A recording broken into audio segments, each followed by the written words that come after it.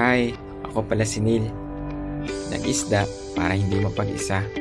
Ito pala ang napili kong libangan dito sa gitnang silangan. Ang fighting fish. Kaya kang ipaglaban hanggang kamatayan. Ngayon, tatalakayin natin ang tatlong type ng mga fighting fish. Ang una ay pet type. Itong mga pet type na to ay madalas makikita natin sa mga pet shop. Ito yung mga pang pet lang dahil very disposable yung mga ganitong itsura. So ito yung mga entry level na mga price which is medyo affordable. Yan yung mga pet type, isang uri ng beta. Ang pangalawa naman ay yung material type.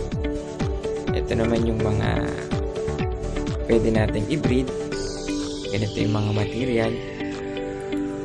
If ever may mga material grade din na pwede silang isabak sa show, but mostly ang mga material grade ay sila yung mga pwedeng retired na sa show or hindi sila pwede sa show dahil may mga minimal na fault sa kanilang mga pins. So, yung pangatlo is yung mga grade show, mga pang show type na mga isda, which is it will cost maximum to $150 each ha. So, ganito yung mga nag-release yung mga pang show grade na mga isda. Mostly, ito yung mga palilinis yung mga kulay, magaganda yung pattern, at may maayos na mga pins.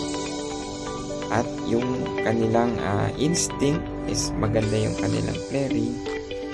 At kung makikita nyo, ito yung mga isda ko, ay meron tayo yung tatlong uri ng mga nasabi ko. Yun lamang po. Thank you for watching.